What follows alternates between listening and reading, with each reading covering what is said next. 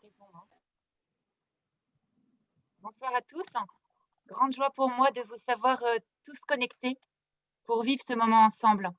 Il y a un an, nous vous partagions le projet de la Fondation Jérôme Gaillet. Aujourd'hui, nous sommes réunis pour vous présenter les deux porteurs de projets qui nous ont séduits. Leur projet porte les valeurs et l'enthousiasme qui sont celles de la Fondation à la suite de Jérôme. Merci à tous pour l'intérêt que vous témoignez à la Fondation. Merci pour votre soutien par un don financier. Merci pour votre engagement en donnant du temps, en donnant une expertise. Et longue vie à la Fondation.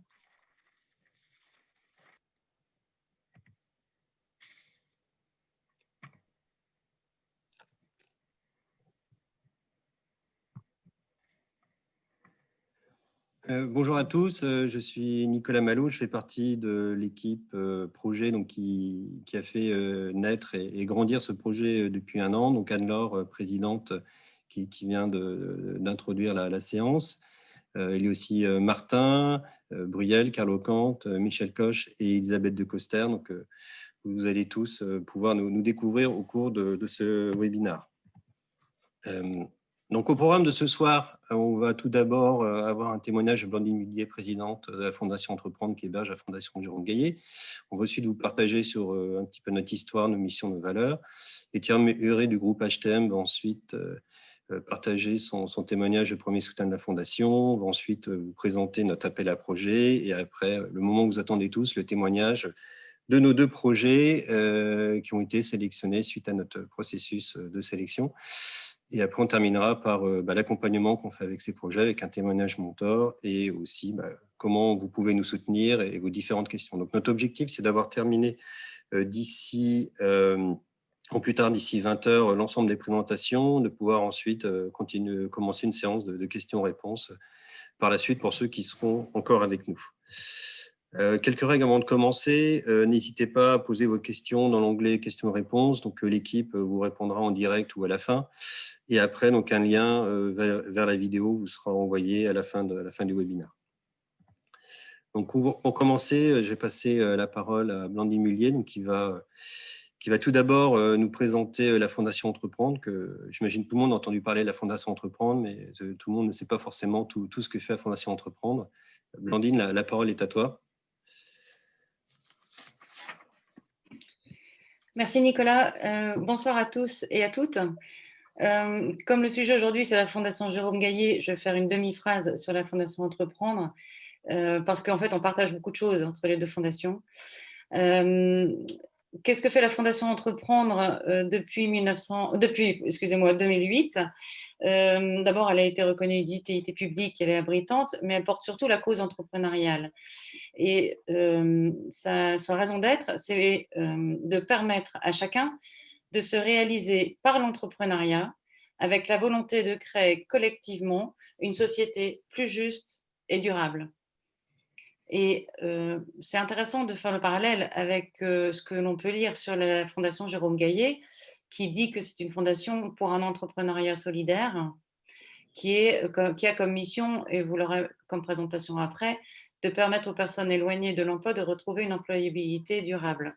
On a beaucoup de choses qui nous rejoignent, et c'est ça qui en fait nous a donné envie de travailler ensemble. La Fondation Entreprendre, je vais finir avec ça. On a 4 programmes: les jeunes dans les écoles, les entrepreneurs, la fragilité face à l'emploi et les femmes. Et on accompagne une vingtaine d'associations différentes sur tout le territoire français. Merci Alors, beaucoup. en préparant cette réunion, Nicolas me demandait pourquoi on abrite la Fondation Jérôme Gaillet. Alors d'abord, je voudrais juste dire que je ne peux rien refuser à mon cousin Didier Colombier, qui m'a présenté cette fondation avant même qu'elle naisse, en disant: il faut que tu les rencontres, c'est absolument formidable, c'est une équipe de 6, ils sont formidables. Et je peux que constater qu'ils sont effectivement formidables. L'histoire m'a beaucoup touchée, c'est-à-dire que Jérôme Gaillet, que je n'ai pas eu la chance de connaître, apportait beaucoup de sens dans ses actions et dans les entreprises, avec l'homme et la femme en premier, la dignité, l'épanouissement au travers de l'emploi. Et j'ai trouvé que le projet de poursuivre cette dynamique était super intéressante dans le cadre aussi de notre mission globale de la Fondation Entreprendre. Pourquoi est-ce qu'on accompagne aussi cette fondation? Parce que d'abord, on s'est choisi. La Fondation Jérôme Gaillet nous a choisis. Nous, on les a choisis aussi pour travailler ensemble. Et je peux vous témoigner que depuis la première petite brique, première petite étape, on est en grande proximité pour apprendre ensemble à bien poser les bonnes bases sur cette fondation qui est intéressante sur son hybridation. J'en reviendrai après. Pourquoi on accompagne cette fondation? Parce qu'elle est composée de personnes généreuses, en transparence, dont on a envie de travailler ensemble. Et puis, ce que j'allais dire, ça me viendra à ma question d'après. Pourquoi on l'accompagne et quelle est sa différenciation? C'est parce que justement, cette fondation accompagne des projets hybrides. J'ai la conviction que l'entreprise classique, traditionnelle, ancienne, économique n'existe plus et que l'association de l'autre côté, qui est que générosité, désintéressée, dans le sens bonnes œuvres, et a vocation aussi à disparaître. Et c'est l'hybridation des modèles qui est intéressante à faire pour la pérennité de l'ensemble du système et pour rendre belles nos actions, qu'elles soient associatives ou entreprise. Et c'est exactement le prisme qu'a pris la Fondation Jérôme Gaillet. Et j'en viens à la question suivante, qui est pourquoi cette fondation est-elle différente? Si je puis me continuer, je vais être longue, hein, mais j'essaye d'aller vite, Nicolas. Elle est différente justement parce que c'est très intéressant de faire cette hybridation. Nous, Fondation Entreprendre, on apprend au travers et grâce l'équipe de la Fondation Jérôme Gaillet pour accompagner, vous allez voir ce soir, des projets qui ont le pied des deux côtés. Et notre garantie en Fondation Entreprendre reconnue d'utilité publique, c'est d'être dans l'intérêt général, profondément dans l'intérêt général, dans non-profit, dans le, je ne peux pas dire mieux, dans l'intérêt général. Et c'est notre gardien. On s'appuie aussi sur des avocats pour être sûr d'être dans le désintéressement. Et c'est très important que la générosité entrepreneuriale que l'on porte soit dans le désintéressement. Et ça, c'est génial de pouvoir travailler ensemble. Et j'ai envie d'avoir plus de fondations sur ce thème-là, parce que je pense que c'est l'avenir du modèle de la beauté sociale et sociétale de l'engagement par les entreprises. Après, la différenciation, je vais terminer avec ça, parce qu'on m'a posé cette question, c'est qu'il y a du financement et du mentorat, vous allez voir après, et ça va limiter le développement, mais ça approfondit l'accompagnement, ça met de la patte humaine, ça met de la valeur, ça met de l'énergie et du lien social dont on a tant besoin tous. Aussi bien le donateur, qui serait la Fondation Jérôme Gaillet, que celui qui reçoit, qui sont les porteurs de projets. Et puis, je terminerai peut-être parce que c'est une fondation territoriale, entre guillemets. Elle a commencé sur un territoire Hauts-de-France, donc avec ses fées, les petites fées sur son berceau, ceux qui connaissent un peu les personnes, et puis Jérôme Gaillet, et puis les entreprises des Hauts-de-France. Et pour démarrer un beau projet, il faut avoir des petites fées au-dessus du berceau. Et la volonté de cette fondation, c'est justement sortir des Hauts-de-France parce qu'il y a des projets sur toute la France, bien entendu. Et s'aimer des projets au travers de toute la France, c'est aussi assez magnifique. Et voilà. Et moi, j'allais dire l'envie. Il y a l'envie, il y a l'énergie, il y a le collectif. Et vous allez voir, alors pendant l'heure qu'on va partager ensemble, ça donne envie de continuer à travailler ensemble. Et moi, je dis bravo à cette fondation. Merci beaucoup, Blandine. On va tout de suite enchaîner parce qu'on a beaucoup de choses à voir ce soir sur rappeler un petit peu qui on est pour ceux qui ne nous connaissent pas. Voilà, donc nous vraiment à l'origine de la fondation, notre inspiration c'est Jérôme. Donc le groupe des 6, on a tous eu l'occasion de travailler avec Jérôme et qui nous a toujours poussé pour obtenir le meilleur de nous-mêmes et toujours, on va le voir par la suite, maintenant avec une certaine exigence. Et voilà, et nous, avec tout ce que Jérôme avait bâti dans sa vie, on voulait continuer cet élan que nous avait amené Jérôme et aussi tout autour de lui. Et du coup, on s'est mis à l'ouvrage dès le départ de Jérôme en septembre, il y a bientôt 1 an, et on a eu la chance d'assez vite être connecté grâce à Didier avec la Fondation Entreprendre. Et dès le mois d'avril de l'année dernière, de cette année, pardon, on a été hébergé officiellement par par la Fondation Entreprendre. Donc, on a aussitôt démarré l'appel à projet, sachant que tout ça s'est passé malheureusement pendant le confinement, mais on a quand même réussi à avancer. Et voilà, on a été très contents. On a eu un été assez chargé, mais nos 2 premiers projets ont été sélectionnés et on va vous les présenter aujourd'hui. Je vais passer la parole à Martin, un petit peu sur la partie mission, dont Blandine a déjà parlé rapidement. Merci Nicolas, bonsoir à tous. Ravi de vous rejoindre dans cette période un peu particulière. Je ne vais pas rentrer dans les détails de la mission de la Fondation, vous êtes beaucoup à la connaître. Simplement, nous, notre rôle, c'est de permettre à des personnes qui sont éloignées de l'emploi de retrouver une employabilité durable. Et comment on le fait? On le fait en accompagnant des entrepreneurs comme Vanessa et Xavier, qu'on va vous présenter dans quelques instants, donc des entrepreneurs à la fois solidaires et innovants. On se rend compte en fait que la transformation digitale ne profite pas à tous et que si elle crée beaucoup d'emplois et beaucoup d'activités économiques, elle en détruit aussi. Et qu'il y a toute une population dont on doit prendre soin aujourd'hui et les accompagner vers une employabilité durable. Nicolas, je te laisse passer dans la slide d'avant. Et donc, nous, notre rôle, la slide d'avant peut-être Nicolas. Pardon. La slide d'avant, ce serait, notre approche du coup, c'est d'accompagner des entrepreneurs pour, comme Vanessa et Xavier qu'on va vous présenter, pour les aider à concrétiser leurs projets. Donc ces entrepreneurs qui sont au tout début de la phase d'amorçage de leur projet, pour les accompagner. Donc on va en parler un peu plus en détail, notamment via un collectif d'experts et de mentors. Et on a des mentors parmi nous ce soir, des experts également. Merci pour votre présence. Maintenant, sur notre ambition, sur la slide d'après, je ne vais pas rentrer dans les détails ici, on va essayer de s'en tenir à 1 heure, mais là, on est vraiment, comme le disait Nicolas, sur la première année de vie de la Fondation, donc on accompagne 2 projets cette année, et on est vraiment sur une étape de test and learn, de modélisation sur les Hauts-de-France, et notre ambition, évidemment, grâce à votre soutien, grâce à votre participation, c'est d'amplifier l'action de la Fondation, potentiellement à la France entière et sur davantage de projets d'ici 2023 et 2025. Pour ça, évidemment, on a besoin de vous et on en parlera à la toute fin de la soirée.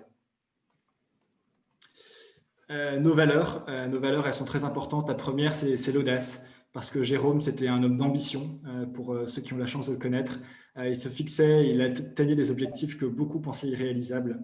Et nous aussi, en tant que fondation, on a envie de soutenir des projets audacieux, innovants, scalables, qui sont vecteurs de changement. Jérôme, c'était aussi un homme optimiste qui regardait les défis et les difficultés auxquels il s'est confronté avec beaucoup d'optimisme. Et nous aussi, on veut soutenir des projets, des porteurs de projets qui ont cette vision optimiste et confiante de la société. Ensuite, la bienveillance, parce que les relations que Jérôme entretenait avec sa famille, les membres de son équipe, et certains dans cette équipe en font partie, de l'équipe de la Fondation, ces relations ont été empreintes de confiance. Il croyait dans le potentiel de chacun et il prenait de son temps et de son énergie pour développer cette relation. Nous aussi, on veut accompagner ces porteurs de projets dans la même relation de confiance, dans la même bienveillance. Et enfin, et je termine, l'exigence, parce qu'il n'y a pas de bienveillance sans exigence, et que Jérôme avait à cœur à relever des défis et d'amener ces relations sur un chemin de réussite, pour peu que ça résultait d'une démarche professionnelle et très exigeante. Et nous aussi, on essaie d'avoir cette démarche-là, on espère que ça se ressent, et on attend aussi de nos porteurs de projets lauréats qu'ils aient cette exigence à la fois vis-à-vis d'eux-mêmes et vis-à-vis de leurs bénéficiaires. Et Nicolas, je te rends la parole peut-être pour la passer ensuite à Étienne. Merci beaucoup Martin. Donc effectivement, on a pensé que c'était opportun de faire intervenir Étienne comme témoin d'un premier soutien. On avait mis Étienne dans la confidence dès le début de la création du projet avant qu'on le rende public. Et Étienne, tout de suite, il a eu un élan du cœur, a dit « moi, je veux absolument être dans les premiers à soutenir la Fondation ». Donc Étienne, si tu peux nous partager ce qui t'a motivé d'être le premier soutien de notre Fondation. Merci Nicolas. Bonsoir à toutes, bonsoir à tous. Avant de te répondre, je voudrais déjà vous dire à tous et à toutes un grand bravo. Bravo d'avoir lancé aussi rapidement ce projet, et quand je vois où vous en êtes déjà avec si peu de temps et vu le contexte, c'est remarquable. Donc je sais que vous y avez passé beaucoup de temps, donc comme vous avez parlé beaucoup, je le dis au nom de tout le monde. Voilà. Et ben pourquoi j'ai levé la main? Bien sûr, il y a un affectio personnel avec Jérôme, mais j'en parlerai un peu plus tard. Le vrai sujet, c'est que quand tu m'as mis dans la confidence, Nicolas, je pense qu'aujourd'hui, nous, les entreprises, nous ne pouvons plus simplement nous contenter de rendre le service basique de nos entreprises vis-à-vis de nos clients, et que l'impact sociétal est à intégrer au plus haut dans nos missions et dans notre quotidien. Donc, quand on a des entrepreneurs comme vous qui avaient envie d'aider d'autres entrepreneurs, je ne peux que réagir, qu'accompagner et qu'avoir envie de vous aider. Ça paraît être évident. La transformation du monde dans lequel on vit rend un rôle encore plus important aux entreprises. On n'est pas là simplement pour s'occuper de nos clients ou de nos collaborateurs, mais je pense qu'on a un impact sur notre environnement. Quand je parle d'environnement, là, je parle d'environnement sociétal qui est forcément décuplé, et on a besoin d'avoir des entreprises qui prennent en compte cet impact et qui ouvrent un peu leur champ d'action au plus loin des frontières de leur commerce ou de leur activité, mais s'occupent aussi des gens, tout simplement, parce qu'on a un vrai rôle dans cette société. Alors, quand tu lances ce projet, je me suis dit que, vu ce qu'on représente, nous, chez Boulanger ou chez Electrodépôt, pour les enseignes françaises du groupe, on doit lever la main et on doit montrer l'exemple. Donc, pourquoi le but n'était pas d'être le premier, hein, c'est parce que j'ai eu la chance que tu me mettes dans cette confidence, mais c'était surtout de montrer l'exemple, de donner envie, d'inspirer éventuellement pour qu'on ne soit pas les seuls, et puis très honnêtement aussi de vous sécuriser tout de suite sur le fait que l'idée n'était pas juste une idée, qu'elle pouvait se concrétiser en quelque chose. Donc il faut toujours qu'il y ait un premier, il faut toujours qu'il y ait un premier soutien. Je suis content en fait d'avoir été là pour vous, et le serai longtemps. Voilà, ça c'est les raisons qui m'ont poussé à lever la main et d'être à vos côtés aujourd'hui et d'être encore à vos côtés pour un certain temps. Merci beaucoup, Étienne. Et du coup, tu as eu l'occasion de pas mal côtoyer Jérôme. Et toi, qu'est-ce qui, dans tous tes échanges que tu as pu avoir avec Jérôme, qu'est-ce qui t'a le plus marqué dans sa personnalité, dans sa façon d'être? Le lien avec Jérôme date de l'âge de 22 ans. Donc, on va dire que maintenant, j'en ai 24. Donc, c'est un lien qui est durable. Ça fait longtemps qu'on s'est croisés sur des beaux projets. Et j'ai une vraie dette envers Jérôme. D'abord, vous incarnez parfaitement via la Fondation toutes ces valeurs que vous avez citées. Je rajouterai, parce qu'on ne peut pas en mettre beaucoup, la liste serait longue, mais je rajouterai celle de la générosité et de la solidarité, d'être là quand on a besoin. Et moi, dans ma carrière professionnelle, j'ai eu l'occasion, après les études où j'ai rencontré Jérôme, j'ai eu l'occasion de recroiser plusieurs fois Jérôme sur des dossiers. Et à chaque fois, Jérôme a été là pour un moment important du développement d'une des entreprises à laquelle que je pouvais avoir en responsabilité. Et j'ai peut-être deux belles anecdotes, mais qui symbolisent vraiment l'impact que peut avoir un homme comme Jérôme sur des entreprises. C'est quand j'ai à l'époque à la tête d'une entreprise qui s'appelait WebDistrib, un pure player informatique à l'époque où les pure players n'étaient pas encore très développés. On a travaillé ensemble avec Jérôme sur le développement international, et c'est grâce à lui que finalement j'ai posé les premières pierres, finalement que je n'ai jamais concrétisé avec WebDistrib, mais quand je suis arrivé à la tête de Boulanger et que on avait envie de travailler aussi sur cette notion internationale, on a préparé avec Jérôme le développement international, et l'année dernière, grâce à lui, on a mis les premiers pas en Belgique et a racheté une entreprise qui s'appelle Krefel, qui est l'équivalent de Boulanger en Belgique, et sur la base de tous les travaux que nous avions fait ensemble. Et donc, c'est un homme à qui j'ai toujours pu faire confiance sur des notions de confidentialité et avoir une réponse efficace, pragmatique, stratégique, importante.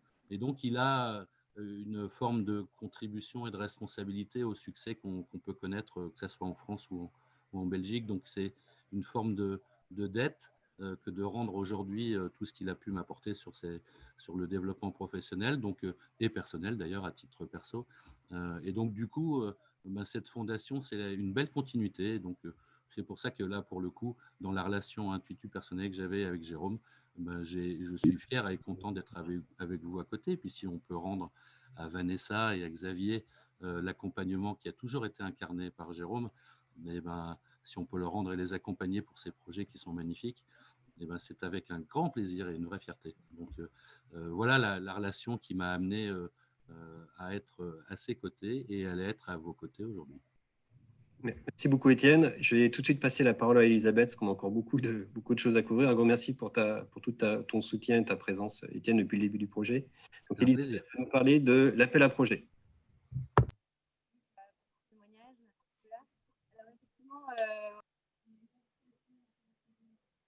On ne t'entend pas, Elisabeth, tu es en mute. Est-ce que vous m'entendez? Ouais, vous m'entendez? Ouais, est-ce que vous m'entendez? Oui, c'est bon. Super. Je vous disais donc qu'on a lancé le premier appel à projet au mois de juin.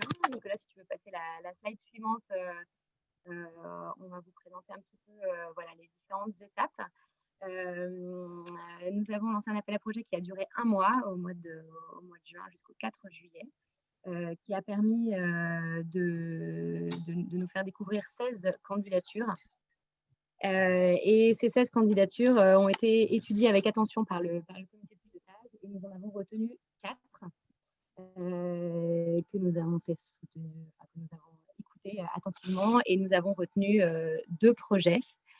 Selon certains critères, les critères de sélection qu'on avait définis et que vous aviez peut-être déjà entendu parler si vous nous avez suivis depuis quelques mois, on a attaché beaucoup d'importance à la personnalité des porteurs de projets. C'était important qu'ils partagent nos valeurs, qu'ils soient dans la même veine que la Fondation. Donc, ça a été très important de les rencontrer et de les connaître dans un premier temps. Ensuite, on a attaché une importance aussi à la maturité du projet. Puisque Martin vous le disait tout à l'heure, on souhaite soutenir des projets en démarrage, donc c'était important que ce soit des projets qui ne soient pas encore démarrés ou qui soient très récents. On voulait que les projets aient un caractère entrepreneurial, vous allez le comprendre avec les projets qu'on va vous présenter dans un instant. On a étudié leur solidité, on a étudié l'employabilité durable, est-ce que ces projets prévoyaient d'aider des personnes éloignées de l'emploi. On souhaitait également que ces projets aient un caractère innovant. Enfin, pour ces 2 premiers projets soutenus, on avait envie qu'ils soient dans les Hauts-de-France, dans le Nord, parce qu'on était tous les 6 dans le Nord, parce que Jérôme avait aussi son réseau et une implantation forte dans le Nord. Ça ne veut pas dire que ce sera toujours le cas, mais au moins pour démarrer, on s'était fixé cet objectif. Et enfin, Blandine vous en a parlé un petit peu tout à l'heure, on a attaché aussi une importance au type de structure, ce format un petit peu hybride. Voilà, alors les 2 projets que l'on soutient cette année sont le projet Z et le projet Alter Mobilité, qu'on va vous présenter immédiatement. Et donc, pour le projet Z, Vanessa, si tu es connectée, je te propose de te présenter. Vanessa, est-ce que tu es avec nous?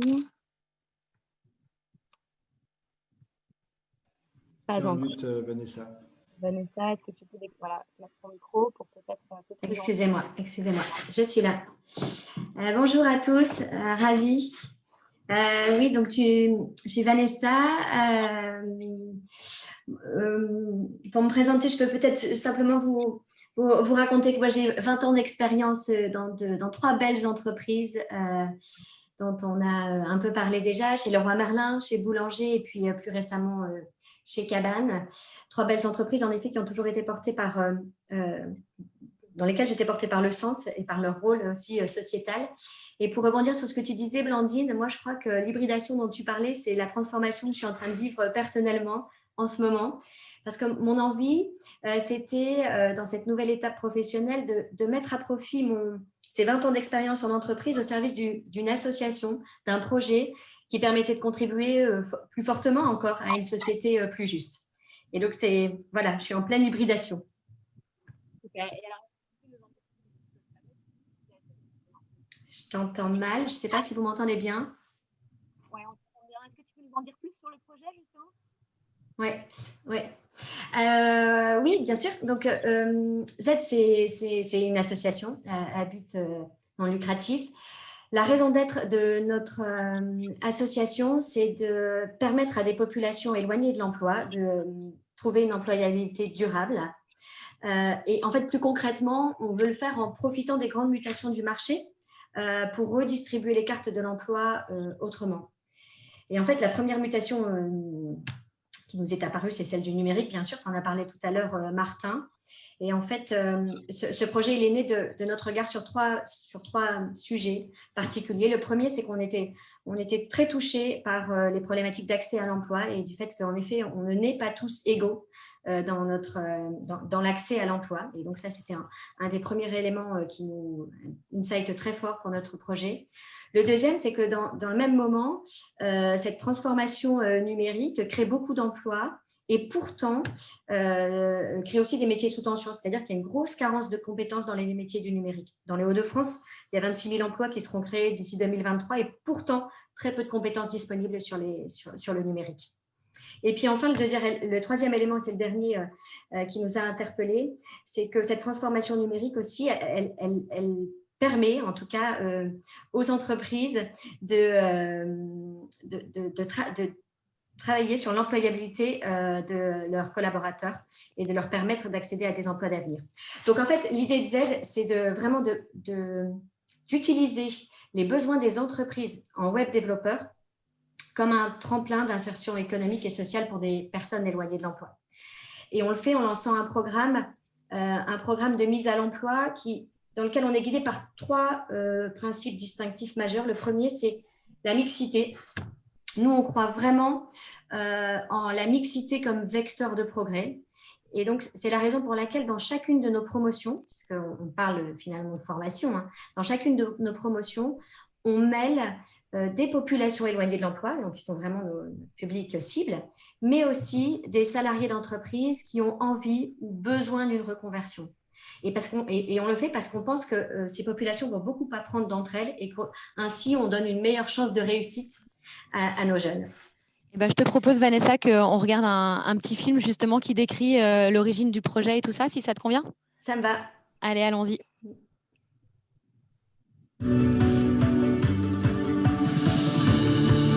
On a un constat complètement ahurissant, c'est que d'un côté, il y a une pénurie en fait de talents dans le numérique. On annonce 26 000 emplois dans la région Hauts-de-France dans les 3 ans. Je crois que la Commission européenne a annoncé 1,75 million de nouveaux emplois d'ici 2030. Donc c'est vraiment une énorme plateforme de recrutement. Et puis de l'autre côté, des jeunes qui sont nés, qui vivent avec le numérique et qui n'ont pas de job. Donc la solution, elle est dans la question. Elle est juste de réunir les deux. Et la mission de Z, en fait, c'est d'utiliser les mutations économiques pour redistribuer les cartes de l'emploi. Je suis hyper motivé parce que j'ai vraiment l'impression d'être entré dans un groupe et de voir que des gens viennent nous chercher, nous aident et croient en nous, ça nous fait vraiment chaud au cœur. Ce qui est incroyable avec en tout cas les compétences de développement web, c'est qu'on peut se découvrir très bon développeur alors qu'on n'a pas besoin d'un background particulier. On peut trouver des talents absolument partout et donc bien entendu on en a trouvé et c'est bel et bien des pépites. Ouais. Je suis une maman, j'ai ma petite fille, donc j'encourage toutes les personnes, toutes les femmes qui veulent s'orienter vers le monde du numérique pour leur dire que avoir un enfant, c'est pas le frein. Il faut juste avoir l'envie. C'est le mariage entre l'économique et le social. C'est le mariage entre des métiers, des entreprises qui existent et aussi vraiment les secteurs d'avenir. Et aussi avec une autre dimension, c'est de l'humain et des aventures personnelles. Parce que ce que vous faites, c'est vraiment du sur-mesure. Et ce qui est intéressant, c'est qu'on va chercher des gens qui, spontanément, auront plus de difficultés que d'autres pour revenir vers l'emploi, pour plein de raisons. Et puis, il y a aussi des gens qui ont un boulot, qui veulent aussi changer d'horizon. Et c'est ça que, justement, on trouve génial. Les formateurs sont top et je suis aux anges. Enfin, tous les jours, je viens avec la banane, j'ai des étoiles dans les yeux. Je vois pas mes journées passer, mes semaines passer. Enfin, c'est que du bonheur.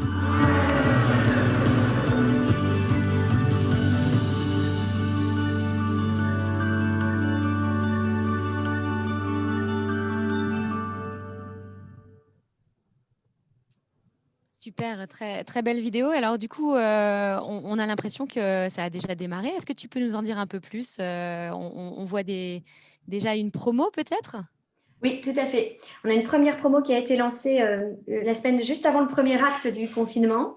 Et ils sont encore en formation aujourd'hui. Ils sont 17, 8 pépites donc, et 9 salariés d'entreprise. Très vite, 4 premières entreprises partenaires nous ont rejoints, donc Boulanger, une nouvelle fois. Un des premiers à lever la main, mais aussi Leroy Merlin, Decathlon et Norauto. Donc, ils sont en formation jusqu'au 4 décembre. Et ce que je vous propose, c'est de découvrir via un autre petit film ce que c'est que cette formation.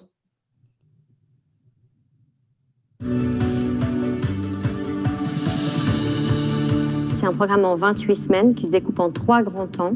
Le premier temps, c'est dédié à la population plutôt éloignée de l'emploi, d'ailleurs qu'on appelle les pépites chez nous. C'est un programme qui dure 4 semaines et qui vise à leur donner une posture professionnelle. Donc on travaille sur le développement personnel, sur la confiance en soi, le mental, la façon de se présenter en entreprise. Depuis que j'ai commencé à faire des formations, c'est la meilleure que j'ai vécue. Et c'est comme dans les entreprises. Dans les entreprises, tu es le responsable de tes choix. Donc avec cette formation, on te donne l'opportunité de te découvrir. Et à la fin de ces 4 semaines, on opère une petite sélection et on retient les gens qui sont motivés et qui ont une vraie affinité avec le monde du numérique. Et la prochaine étape, c'est justement un bootcamp de 12 semaines de formation intense au métier de web développeur. Le métier de développeur, c'est un métier de courageux. Et effectivement, il faut s'accrocher parce que dans la vie d'un développeur ou de quelqu'un qui apprend le dev, en fait, on passe la plupart de notre temps face à un problème qu'on n'arrive pas à résoudre. Donc, il faut avoir cette niaque, cette vitalité pour réussir. Ça me plaît bien, il faut s'accrocher. Il y a des choses qui changent complètement la logique de pensée par rapport à ce qu'on avait avant. Puis, il y a différentes générations, donc chacun a ses points de vue et ça amène pas mal de choses. Les gens apprennent beaucoup entre eux. Et donc, on mixe à la fois des populations éloignées de l'emploi qui cherchent un job et des collaborateurs d'entreprise qui sont salariés en fait aujourd'hui, mais qui cherchent une reconversion. Et pourquoi ce rapport? Parce qu'on est persuadé qu'en fait ce mix entre des gens qui connaissent les codes de l'entreprise et des gens qui ont l'agilité naturelle du numérique, le punch, l'énergie de la jeunesse, et bien ce cocktail, c'est un cocktail qui nous met en réussite. Et la 3e séquence donc, permet donc à nos pépites, ceux qui étaient éloignés de l'emploi, d'être accompagnés dans leur intégration en entreprise. On est plus qu'un programme de formation, on est vraiment un programme de mise à l'emploi. Et je trouve que j'ai beaucoup gagné en confiance en moi quand même. Enfin, vous avez toujours été derrière nous, vous nous avez toujours encouragés et merci pour tout ce que vous avez fait.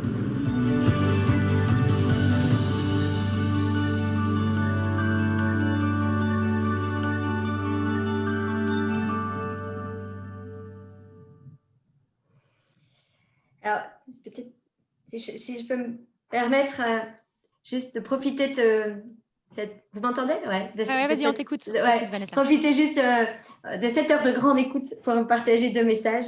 À vous qui nous écoutez et qui êtes peut-être sensibles à ce sujet, c'est que nos 8 pépites finiront leur formation le 4 décembre. Ils sont déterminés, ultra motivés, ultra concentrés parce que la formation est costaud. Et surtout, ils seront dotés de super pouvoirs de web développeurs. Donc, je voulais vous dire que si vous cherchez un web développeur junior hyper motivé, faites-nous signe. On en a 8 géniaux. Et puis, mon deuxième petit message, c'est aussi qu'on ne va pas s'arrêter là et qu'on a prévu d'autres promotions en 2021. Et si vous aussi, vous faites partie d'une entreprise qui a envie de proposer à ses collaborateurs un nouvel avenir professionnel, un autre avenir professionnel que celui qu'il avait emprunté jusqu'alors, et que vous avez aussi envie d'intégrer dans vos équipes des profils un peu plus diversifiés, faites-nous signe aussi. Super, merci Vanessa. Et j'ai envie de te poser une dernière question. Qu'est-ce que tu attends de nous? Alors nous, on a eu un coup de cœur pour toi et on est très très content de te soutenir. Mais de ton côté, qu'est-ce que la fondation et qu'est-ce que les mentors, les bénévoles et toutes les personnes qui sont autour de la fondation Jérôme Gaillet peuvent faire pour t'aider et pour aider ton équipe? Oui. Alors, c'est sûr qu'au-delà du soutien financier dont on a absolument besoin pour financer la formation des pépites, ce qui est vraiment intéressant pour moi, c'est tout l'accompagnement que vous proposez autour, notamment dans votre connexion avec d'autres entrepreneurs sociaux. Donc ça, c'est hyper bénéfique pour moi qui démarre finalement dans ce milieu-là. Et puis, l'autre élément, c'est que cette aventure, ça reste même si c'est associatif, une vraie aventure entrepreneuriale.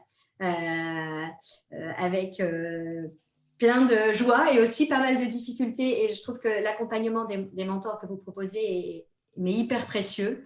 Et donc, je pense qu'Antoine et Constance, d'ailleurs, sont dans la salle et je voudrais les remercier particulièrement, en plus de tout ce que vous faites, vous aussi, dans la Fondation Jérôme Gaillet pour Z. Voilà, merci beaucoup. Super, merci beaucoup Vanessa.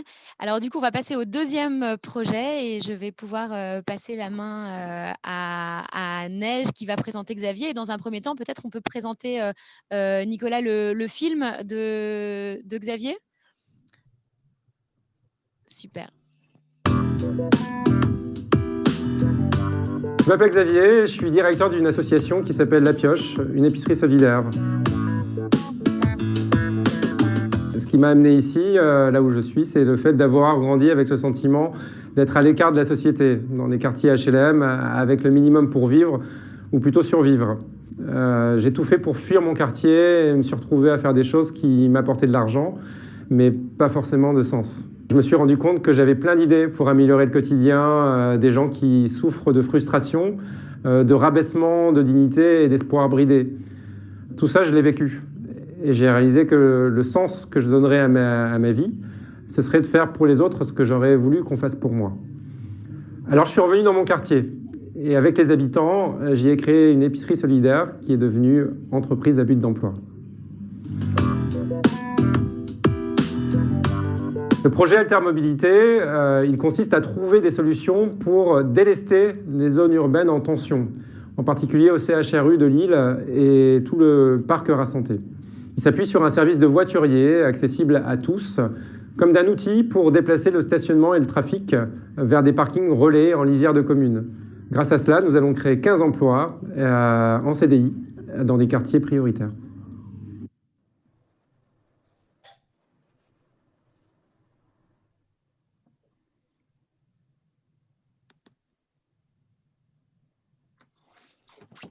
Merci Xavier pour ce très chouette film. Merci Neige, bonsoir. Bonsoir à tous. Rebonsoir Xavier. Donc Xavier, on comprend dans ce film que tu as eu envie, comme tu nous l'as partagé, revoilà le film, dans les quartiers de ton enfance, Eddy crée donc La Pioche, une épicerie solidaire. Si je ne me trompe pas, tu étais expert comptable pendant tout un temps, tu gagnais très bien ta vie, mais tu te rendais compte qu'il manquait quelque chose à ta vie, comme du sens. Et aujourd'hui, tu as une grande expérience de l'entrepreneuriat social, donc avec La Pioche. Alors, pourquoi créer ce nouveau projet autour de la mobilité dans le secteur du CHR de Lille? Et comment est-ce que cette idée t'est venue? Eh ben alors, le CHR de Lille, j'ai grandi autour de ce CHR. Je passais ma vie à passer à côté, passer en bus. Et j'ai toujours vu qu'il y avait tout le monde reconnaissait qu'il y avait des problèmes de stationnement, mais c'est le genre typique de problème où personne ne trouve de solution et ça reste comme ça pendant des années.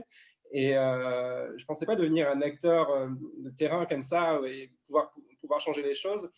Et en créant cette association, je me suis dit que finalement, il fallait être audacieux, comme vous présentiez dans les valeurs de la Fondation, et qu'il ne tentait rien, ne pouvait arriver à rien. Et comme j'avais des idées, et comme j'avais des possibilités de faire des choses avec les gens de mon quartier, et en plus en créant des emplois, je me suis dit que, puisque personne n'avait essayé, moi j'essaierais avec les gens de mon quartier et qu'on pourrait proposer une solution alternative qui en plus irait dans le sens de la mobilité durable. Avec cette créativité et cette capacité cette détermination qui te caractérise. Voilà. Alors, en fait, qu'est-ce que tu attends, toi, Xavier, de la Fondation Jérôme Gaillet? Qu'est-ce qu'on peut t'apporter concrètement? Alors, quand on est porteur de projet, on est souvent très seul parce qu'on passe ses journées à aller voir les gens, à les convaincre, à les rassurer, à les rassembler. Et puis le soir, quand on rentre chez soi, on se dit « mais mon Dieu, est-ce que je vais y arriver? Est-ce que j'ai raison? Est-ce que finalement je ne me trompe pas? Comment ça va être ?» Et du coup, c'est compliqué d'affronter ça et de pouvoir vraiment en parler en toute confiance. Aujourd'hui, je me sens très chanceux parce que je suis accompagné par la Fondation qui fait un bout de route avec moi, avec toi, Neige, et avec Stéphane. Et je peux partager toutes mes inquiétudes, tout ce qui me trotte dans la tête, sans jugement, avec beaucoup de bienveillance.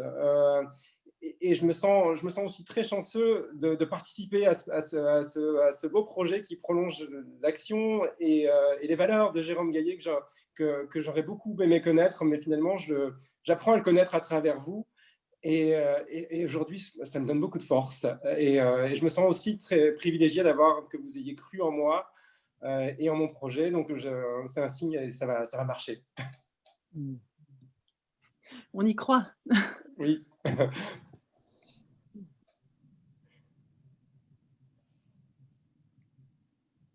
Donc là, on va continuer sur la partie accompagnement avec Karl, qui s'occupe de toute l'équipe de mentors et d'experts. Donc, Karl, à toi la parole. Merci Nicolas, tout le monde m'entend bien? Vous pouvez lever le pouce comme Neige, par exemple, si vous m'entendez. Oui, c'est bon.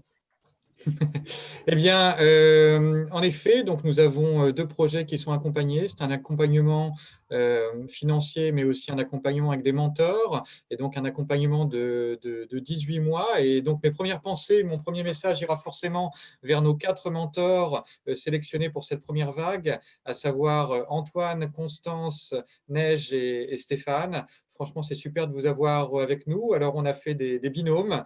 L'idée étant d'avoir des binômes complémentaires. Donc, pour chaque projet, nous avons ici, équité oblige ou pas d'ailleurs, mais nous avons fait le choix d'avoir un homme et une femme, surtout des complémentarités d'expertise et de personnalité.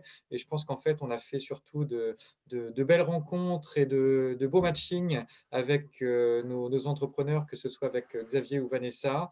Et donc, ces mentors communiquent au quotidien, mais là, on va laisser la parole un petit peu après à un des mentors, justement, avec les porteurs de projets, et peuvent aussi s'appuyer, bien entendu, sur un collectif d'experts dont beaucoup sont parmi vous ce soir. Alors, vous attendez peut-être encore, pour certains, qu'on vous contacte, mais on vient de démarrer aussi l'accompagnement des projets, donc on a du temps aussi devant nous, c'est 18 mois d'accompagnement, donc on sera aussi à vous solliciter prochainement, mais vous pouvez aussi d'ores et déjà vous porter volontaire pour être dans la prochaine vague de mentors et les prochains projets que l'on portera en 2021. Enfin, dans tous les cas, les mentors ont pour but d'accompagner avec un conseil donc, qui est bienveillant pour, comme on le disait, Vanessa l'a bien souligné, éviter les effets de solitude, de doute, accélérer aussi quand on a besoin.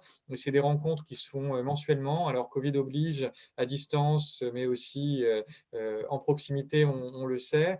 Et je sais aussi que certains ont créé des groupes WhatsApp pour échanger au quotidien sur des petits sujets du quotidien pour aller plus vite et ne pas attendre les réunions.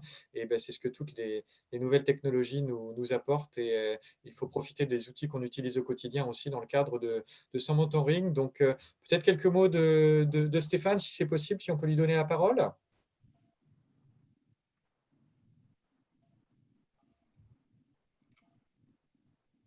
Alors, il faut retirer le mode de mute, peut-être, Stéphane, si tu veux parler, mais je crois que tu peux parler.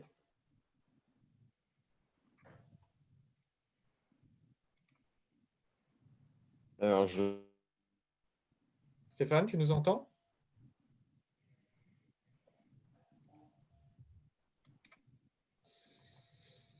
Oui, je vous entends.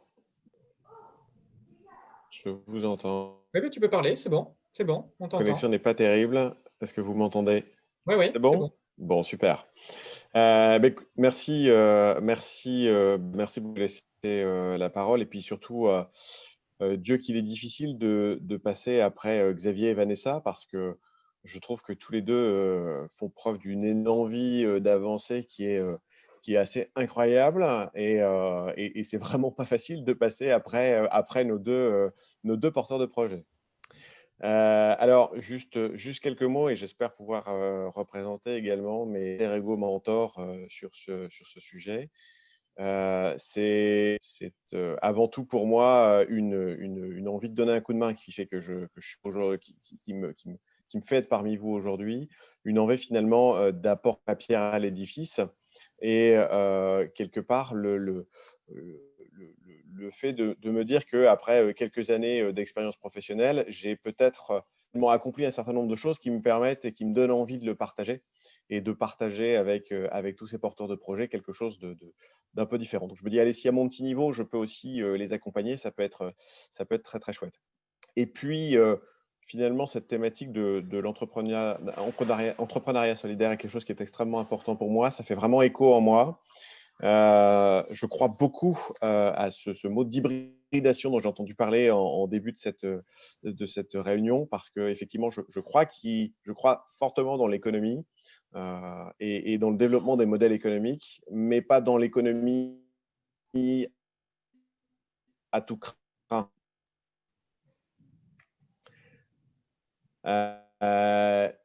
Juste quelques mots, mais finalement, j'ai même pas besoin d'en dire beaucoup plus. Mais ça a été un tel plaisir de rencontrer Xavier. Il me voit une telle énergie que finalement, c'est un plaisir pour moi que de passer un petit peu de temps avec Xavier. Ce démarrage de mentoring et d'accompagnement. Donc, j'ai presque envie de dire que c'est même pas un effort, quoi. C'est un plaisir et c'est juste un moment agréable de se dire que finalement, on peut peut-être accompagner à notre niveau Xavier dans son projet. Il a une telle envie de faire. Finalement, quand on regarde ce qu'il a déjà réussi à la pioche, ça ne peut que nous donner envie finalement d'aller un petit peu plus loin. Donc voilà, je n'ai pas trop envie d'en dire plus. Après, Interrego compléter si besoin, mais finalement, bravo pour cette initiative de fondation. Et, bravo aussi à nos 2 porteurs de projets. J'y crois vraiment, vraiment beaucoup. Je pense qu'il y a à construire et quelque chose à apporter. Et en tout cas, j'y mettrai toute mon énergie et tout mon cœur. Ça, soyez-en sûrs. C'est top. Et c'est vrai que moi, je me souviendrai aussi longtemps de cette première rencontre que l'on a pu avoir ensemble avec Xavier. Et je pense qu'on est là pour construire ensemble de belles choses, des choses innovantes et socialement innovantes aussi. Et merci à toi de témoigner. Et je sais que les feedbacks qu'on a eu aussi des autres mentors sont aussi super positifs. Enfin, dans tous les cas, n'hésitez pas, pour ceux qui participent, à me contacter pour me faire part de votre envie de mentorer. Et comme on l'a dit, on démarre dans les Hauts-de-France, mais on souhaite aller au-delà de notre région de cœur et de région d'origine pour soutenir des projets aussi au-delà des Hauts-de-France. Et donc, ce n'est pas parce que vous n'êtes pas basé à Lille ou dans le coin qu'il n'y a pas une opportunité qui se présentera très, très vite. On avait été sollicité pour des projets au-delà de la région de France, mais on avait cette priorité de le faire dans les Hauts-de-France pour démarrer. Et c'est top. Et on espère que ces 18 mois vont être un plaisir partagé tout au long de cette aventure. Merci Stéphane. On va enchaîner. Plaisir. On enchaîne sur la partie soutien, tout d'abord avec Martin, puis Michel. Tout à fait. Merci beaucoup pour cette présentation. Alors effectivement, si on en est là aujourd'hui, plus d'un an après le lancement du projet de fondation, c'est beaucoup grâce à vous. Et on voudrait vraiment vous remercier pour votre soutien financier, vos bons conseils. Beaucoup d'entre vous se reconnaîtront. La première manière de continuer de nous aider, c'est vraiment de nous permettre de nous aider à relayer nos supports de communication. On a des comptes sur les réseaux sociaux, on a beaucoup de choses à dire des projets qu'on soutient, beaucoup de choses à dire de l'entrepreneuriat social, et n'hésitez pas à les relayer auprès de votre réseau. Et je laisserai Michel parler plus spécifiquement de la partie financière ensuite. On a aussi besoin de vous en tant que bénévoles. Aujourd'hui, la Fondation s'appuie uniquement sur des bénévoles, on est tous bénévoles. Et si vous avez envie de faire bénéficier à la Fondation d'un peu de votre temps, d'un peu de vos compétences, de votre énergie, on a plein de besoins et je vais les décrire très rapidement. On en a regroupé 3 besoins, 3 rôles. Et après, évidemment, ce sera à vous de dire ce que vous avez envie de faire, pas envie de faire, et d'apporter votre pierre à l'édifice. Le premier rôle, c'est communiquer, nous aider à animer notre réseau de soutien via les réseaux sociaux, créer des posts, rédiger des newsletters, des communiqués de presse, nous aider vraiment à améliorer la visibilité de la Fondation.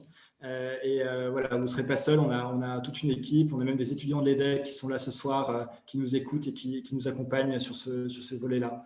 Mais on a besoin de quelqu'un qui, au quotidien, va nous permettre de nous accompagner dans cette dimension.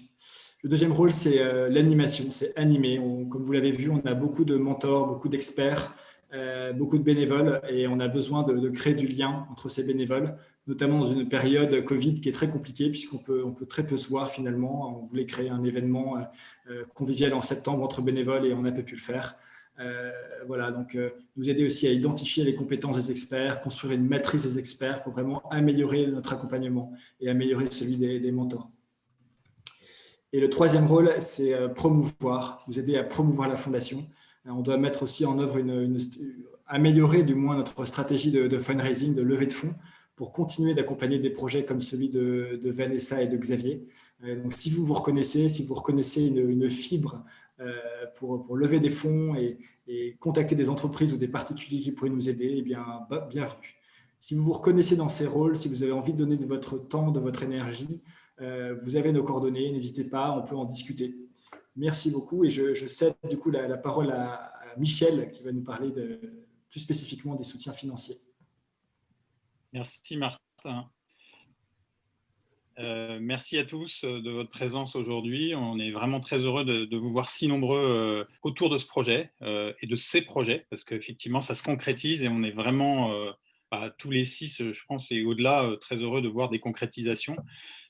Mais moi j'ai la délicate mission d'aller chercher les financements pour ces projets. Ce n'est pas une tâche ingrate parce que c'est vraiment le nerf de la guerre. Pour financer ces projets, pour les faire avancer, il y a besoin d'argent. On sait que c'est la première étape en fait pour eux. Et donc, on a besoin de vos dons, à la fois de dons particuliers, mais aussi de vos dons en tant qu'entreprise. Et on sait des entreprises comme Boulanger ont été au rendez-vous très tôt dans cette aventure. Alors, tous les dons, évidemment, que vous allez faire, quelle que soit leur nature, seront éligibles aux déductions fiscales.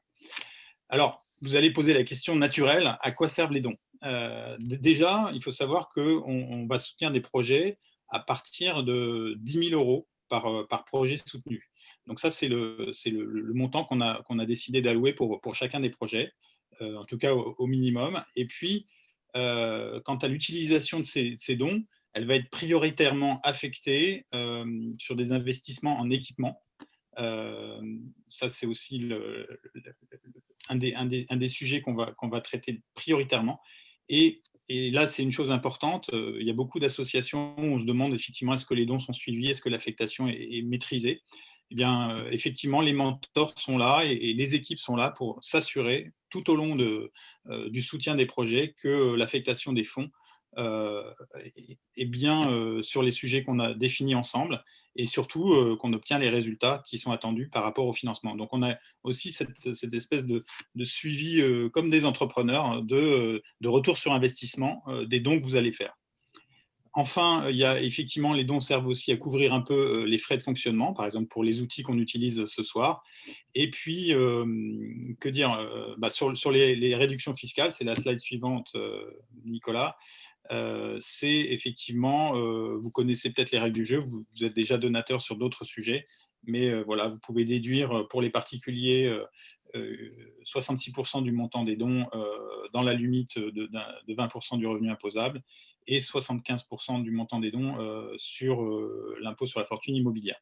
Pour les entreprises, c'est la même chose avec 60% du montant des dons qui peuvent être déduites de l'IS. Voilà.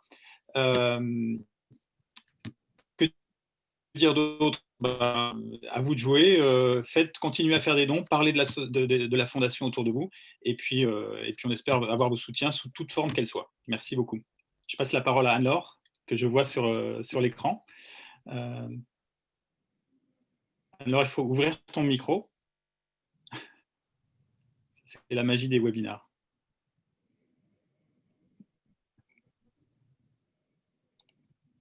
Okay. Il faut que quelqu'un t'ouvre le micro. Bon, voilà. Voilà. Avant de vous laisser la parole, à vous tous qui nous écoutez depuis bientôt 1 heure, voilà, je voulais vous rappeler les prochaines étapes. Martin et Karl vous en ont parlé. Nous avons besoin de vous tous pour renforcer notre grand panel de bénévoles. En décembre, nous focaliserons sur la promesse des dons. Michel vient d'expliciter un petit peu voilà, comment les dons étaient répartis. Et si vous avez des questions, n'hésitez pas aussi à revenir vers nous. Nous ne nous arrêtons pas là, vous l'avez bien compris, nous sommes pleins d'énergie. Et dès le mois de mars, nous lancerons un appel à projets, voilà, et un mentor également pour accompagner ces futurs projets que nous sélectionnerons en mai prochain, si tout va bien. Et nous présenterons donc ces futurs projets en juin 2021. Voilà. Nico, je te repasse la parole. Donc, on va du coup passer à la séance de questions-réponses. Est-ce qu'il y a des... je crois qu'il y avait déjà une première question de Mathilde. À l'extension de Vanessa, bonjour. Comment la sélection des membres des promotions du projet Z s'effectue entre la première et la deuxième phase? Alors, je vais redonner la parole à Vanessa. Hop, ça prend 2 minutes.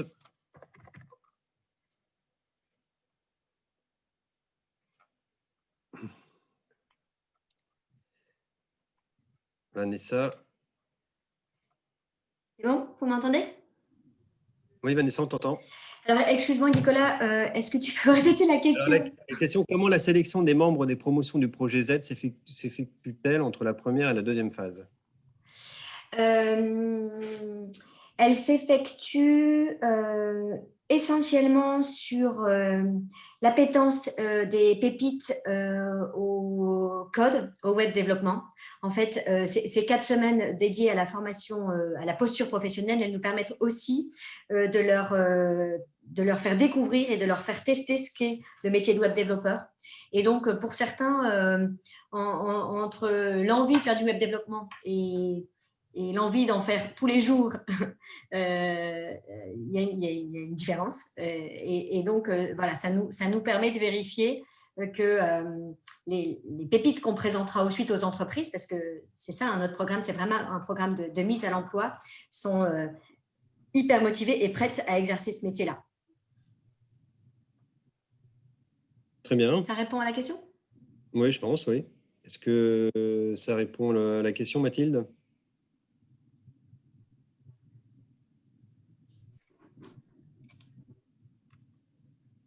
Voilà. Pouvez-vous me dire si la Fondation Jean Guillet pense soutenir des projets internationaux à terme? Ah, ouf. Très bonne question. J'avoue, on n'est pas encore allé aussi loin dans la réflexion. Voilà, donc Nicolas, on l'a quand même envisagé dans notre réflexion. C'est Oui. Martin qui parle. Aujourd'hui, on a vraiment une vocation aussi à se concentrer sur notre territoire. On a commencé avec les Hauts-de-France, puisque c'est notre territoire en tant que membre fondateur de la Fondation, c'était le territoire de Jérôme, et que c'est très important pour nous d'avoir un impact direct sur notre environnement direct. Ensuite, c'est la France. Et l'international peut-être un jour, mais aujourd'hui, c'est pas l'ordre du jour. Et en plus, on doit le dire, on a un contexte qui est un contexte de fondation. Après, l'utilisation de l'argent doit se faire aussi avec un cadre qui est défini par l'État. Et je ne suis pas certain que l'utilisation de ces fonds à une vocation internationale soit tout à fait compatible avec les contraintes qui nous sont parfois imposées par l'État et qui sont assez strictes.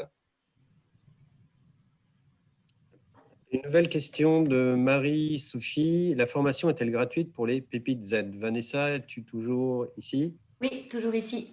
Oui, la formation est complètement gratuite pour le public des jeunes. Voilà, tout à fait. Les pépites Z. Très bien.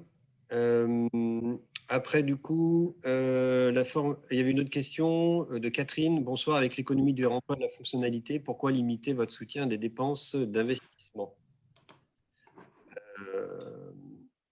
Alors oui, alors pour l'instant, pour nous, il y a quelque chose qui est très important, c'est ce qu'on appelle le fléchage des dons qui sont faits pour la Fondation. Donc pour l'instant, on essaye de plutôt concentrer des dons sur l'investissement, sur l'équipement. Voilà, donc ça, c'est un peu comme ça qu'on démarre. Bon, après, on a, comme nous dit souvent Blondine, voilà, on apprend en marchant, on apprend tous les jours. Mais voilà, mais pour l'instant, on est surtout sur l'aspect sur de l'équipement investissement. Ensuite, question d'Olivier Verlet. Xavier peut-il donner des précisions sur le fonctionnement d'Alter Mobilité, modèle économique, client? Du coup, je vais repasser la parole à Xavier.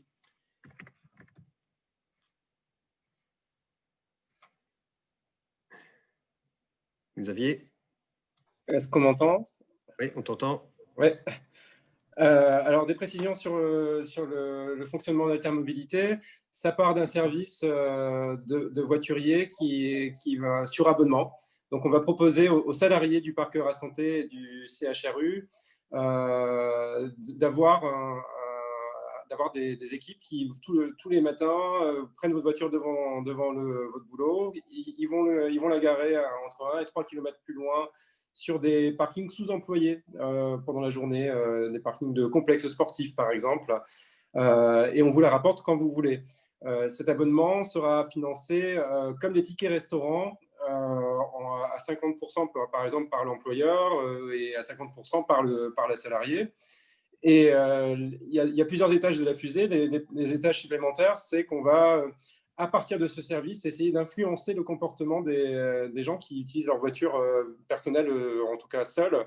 On va leur proposer de compiler les données, toutes les données qu'on a, et d'aller leur proposer des solutions sur mesure de covoiturage. On va leur trouver des matchs, des gens qui sont compatibles covoiturage avec eux. On va aussi leur proposer des trajets multimodaux, prendre un peu la voiture, mais prendre aussi un peu le train ou un bus. On va repérer tout ce qui est le plus pratique pour eux. Donc, faire une sorte de coaching mobilité pour proposer à chaque fois des alternatives et aussi détourner le trafic en proposant des navettes au départ des parkings relais dont on s'occupera. En résumé. Très bien. Est-ce qu'Olivier, ça correspond à tes attentes dans le chat? Est-ce qu'on a répondu à... Oui, d'accord. Pierre-Louis, question de Pierre-Louis. Êtes-vous organisé pour réaliser des formations à distance ou créer des antennes clones pour Z sur d'autres territoires? Question à Vanessa.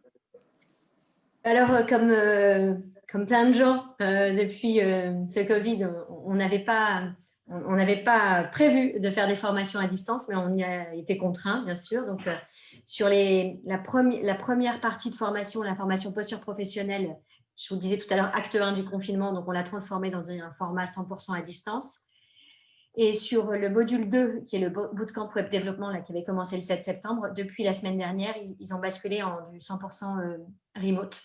Donc, voilà, on s'est adapté, comme beaucoup d'entre nous le faisons depuis quelques mois. Et est-ce qu'on peut créer des antennes ou des clones pour Z sur d'autres territoires? Alors, comme j'ai la même réponse que celle de la Fondation Jérôme Gaillet, je crois, nous, on commence ici, dans les Hauts-de-France. On vérifie que notre modèle fonctionne, qu'il est viable et pérenne. Et bien entendu, on a derrière la tête de développer Z dans d'autres régions en France. Ce qui nous permettra de le faire aussi, parce qu'en plus, je ne les ai pas cités pendant ma présentation, mais ça me permet de les remercier. On travaille avec 2 partenaires, 2 processeurs hyper importants dans notre pédagogie. L'association Les Déterminés pour toute la partie posture professionnelle et Fewlines que vous avez vu dans la vidéo pour toute la partie Bootcamp Web Développement.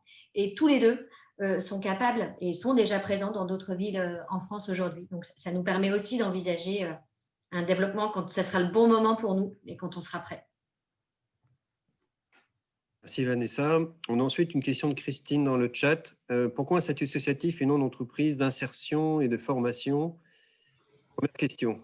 Qui veut prendre celle-là dans l'équipe du comité? Je ne sais pas si la question s'adresse à Vanessa ou à Xavier. J'imagine qu'elle ne s'adresse pas à la fondation en tant que telle. Par rapport à Z, oui, par rapport à Z, effectivement. Pourquoi un statut associatif et non d'entreprise d'insertion et de formation dans le cas de Z? Alors, dans le cas de Z, on a choisi un statut associatif parce que l'idée, en tout cas, c'est qu'on fasse vraiment une association à but non lucratif et que si demain, il y avait des bénéfices dans notre association, ils soient tous complètement réinvestis au service de l'utilité publique et donc de la formation des pépites. Voilà, je ne sais pas si ça répond à la question.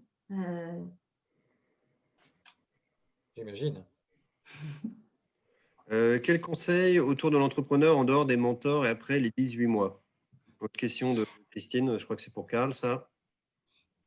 Pardon, je l'ai pas vu. Quel conseil autour? Alors, c'est dans le chat, en fait. Alors, essayez de mettre les question dans questions-réponses. Ça, c'était dans le chat. Quel conseil autour de l'entrepreneur en dehors des mentors et après les 18 mois? C'est une bonne question. Alors, on attaque. Donc, pour l'instant, on n'est pas encore au-delà des 18 mois. Je pense que si on arrive déjà à 18 mois et qu'il y a encore des demandes des entrepreneurs, c'est un bon problème que nous avons. Et ça veut dire qu'on doit encore accélérer, qu'on doit faire des projets Z en dehors des Hauts-de-France avec Vanessa, par exemple, ou que Xavier nous fait aussi des projets altermobilité à Lyon ou à Bordeaux. Et écoutez, on sera ravis de se poser la question. Mais bien entendu, enfin déjà, on a les mentors qui sont en proximité. Comme je l'ai dit aussi, on a les experts aussi qui viennent en complément sur des sujets précis, parfois plus techniques, où les mentors n'ont pas forcément les réponses. Et le but, c'est surtout d'apporter autant de réponses que possible à nos porteurs de projets pour qu'ils puissent accélérer aussi vite que possible et faire de très belles choses. Voilà, c'est le collectif. Très bien. Donc Bertrand nous dit qu'ils sont prêts à démarrer à Lyon. Merci Bertrand. Super, on cherche des mentors, ça tombe bien. Voilà. Et des projets. Très bien. Est-ce qu'il y a d'autres questions? J'en vois plus dans le chat, c'est dans la fonctionnalité questions-réponses. En attendant qu'il y ait des questions qui se posent, on peut peut-être revenir sur quelque chose qu'on a évoqué rapidement, c'est ces bénévoles qui nous rejoignent sans avoir connu Jérôme. Alors, il y a Blandine qui n'est pas vraiment bénévole, mais voilà, qui a fait aussi le choix avec la Fondation Entreprendre de soutenir la Fondation Jérôme Gaillet sans connaître Jérôme. Il y a aussi un groupe d'étudiants d'EDEC qui est là ce soir et qu'on voudrait saluer, qui, eux, n'ont pas du tout connu Jérôme et qui vont nous accompagner pendant 1 an autour de problématiques de communication et de fundraising. Pour nous, c'est extrêmement important d'élargir le scope de la Fondation à vous tous. Il y en a sans doute qui sont connectés ce soir, qui n'ont jamais entendu parler de Jérôme ou jamais rencontré. Donc merci à vous tous. Oui, et je complète ce que Martin a pu dire. Il y a une super énergie aussi de la part de ces étudiants.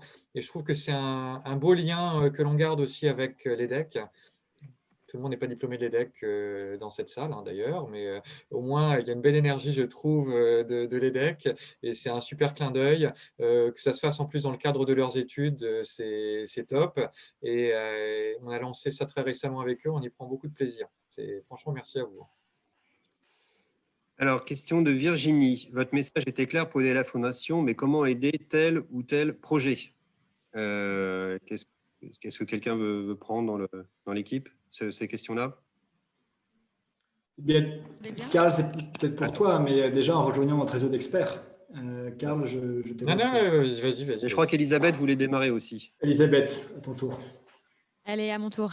Effectivement, il y a une option qui consiste à rejoindre notre réseau d'experts ou à postuler pour être mentor pour les prochains projets. Mais si je comprends bien la question de Virginie, et pour aider directement le projet Z ou le projet Altermobilité, ce que je te propose, c'est de nous contacter directement et évidemment, on te mettra en contact avec Vanessa et Xavier pour t'expliquer tout ça.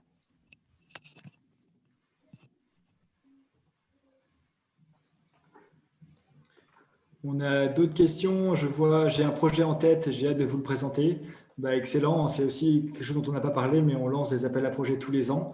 Et on lancera un prochain appel à projet probablement au printemps, donc restez connectés. Voilà, tout à fait. Restez connectés, ce sera au mois de mars, le prochain appel à projet, et on étudiera ça entre le mois de mars et le mois d'avril pour vous les présenter à la fin du printemps ou au début de l'été, les projets qui seront soutenus l'année prochaine. Après, on avait une autre question de Bertrand. Est-ce que les pépites Z sont accompagnées après leur formation? Pour Vanessa. Oui, tout à fait. En fait, c'est la 3e étape. On les accompagne pendant 3 mois dans leur intégration en entreprise. Donc, c'est pour ça que je parlais de programme de mise à l'emploi. Notre engagement, c'est à l'issue de leur formation de leur trouver un job dans une des entreprises partenaires idéalement ou dans d'autres. C'est pour ça que je faisais un petit appel tout à l'heure. Et que, quelle que soit l'entreprise dans laquelle qu'ils intègrent, on assure un accompagnement pendant 3 mois aujourd'hui pour assurer peut-être les petits obstacles qu'il pourrait y avoir à passer parfois. Nicolas, il y a une question de Sébastien Robert que je voudrais prendre. Vas-y. Comment vous aider à trouver des fonds? Eh ben, c'est simple, hein. Relayer les messages qu'on va envoyer à tout le monde sur les réseaux sociaux. Et je crois que Sébastien est un expert en plus, ça tombe bien.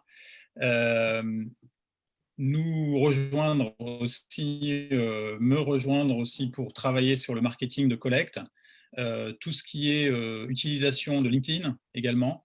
Il y a plein de méthodes, plein de moyens de nous aider à trouver des fonds, mais déjà la première méthode, c'est le bouche à oreille, parler des actions, parler des projets et véhiculer nos messages le plus largement possible.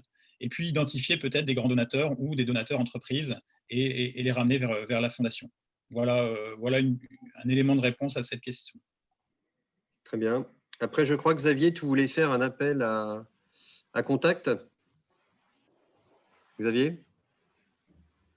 Oui, j'avais oublié de remettre mon micro. J'entends que des personnes demandent comment ils peuvent aider. Nous, on a souvent besoin de réseaux et d'établir des contacts.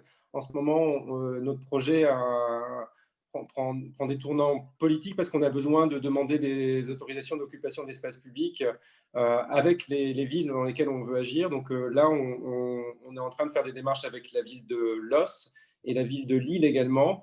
Si des personnes ont des contacts ou connaissent bien les élus ou sont élus, nous, ça nous intéresse beaucoup et ça pourrait accélérer notre projet. Et j'en profite aussi pour rebondir sur une question de tout à l'heure. Au bout de 18 mois, qu'est-ce qu'on devient? Moi, je pense qu'au bout de 18 mois, j'aurais été tellement bien lancé que je deviens mentor. Merci beaucoup. Après, on avait une question de Patrick. La région et l'État, que font-ils? Donc, j'imagine c'est par rapport au projet Z, au projet voiturier. Peut-être tu peux parler de la région et de l'État dans ton cas. Oui, sur le projet Z, en tout cas, la région a répondu présent hyper rapidement pour nous aider financièrement sur le projet et aussi d'ailleurs soutenir nos pépites en fait en leur permettant d'avoir une rémunération de stagiaire de la formation. Et je voudrais citer aussi dans ces partenaires institutionnels, il n'y a pas que, mais Pôle emploi qui a été aussi très réactif dans son soutien auprès de Z alors qu'on était en première semaine de confinement. Donc, la France était complètement bouleversée. Ils ont été très réactifs. Donc, voilà, je le cite parce qu'on pourrait ne pas y croire, mais c'est une réalité. Ils l'ont été. Et Xavier, dans ton cas, l'État et la région, est-ce qu'ils sont partie prenante de ton projet? Pas encore. On a des contacts avec un peu le département pour l'instant, mais pas l'État, pas la région. Donc, ce sont des pistes à explorer aussi, effectivement. S'il y a des contacts pour ça, je prends. On s'appellera Xavier maintenant. Super. Et Vanessa, bravo aussi pour ton projet. Moi, ça me donnera l'occasion de découvrir ce que tu fais. Ouais, bravo aussi. Merci. Il y avait une question de Liliane pour Elisabeth. Est-ce qu'un porteur de projet retenu cette année, mais pas en finale, peut à nouveau postuler en 2021? Ouais, c'est une bonne question, Liliane. Effectivement, vous faites partie des projets qu'on a étudiés très attentivement et qui étaient très intéressants. On sait pas encore, on avance en marchant et on ne s'est pas encore demandé si c'était possible. Donc, ce que je vous propose, c'est peut-être qu'on en reparle prochainement.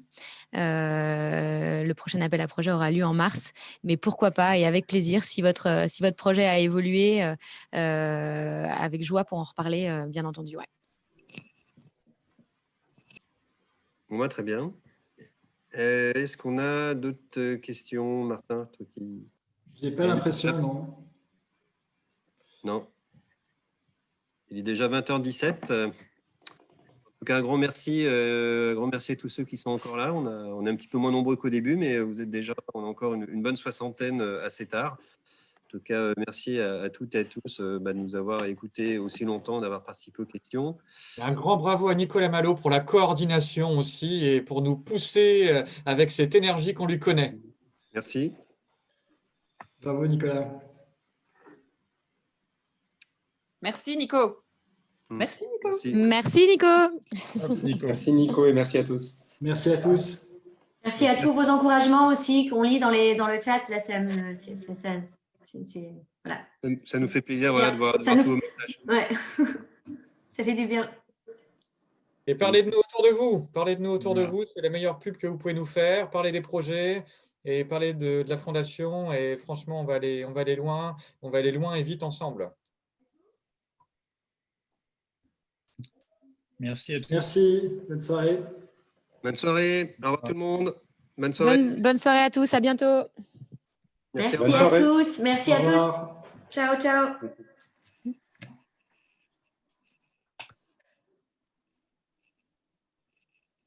Je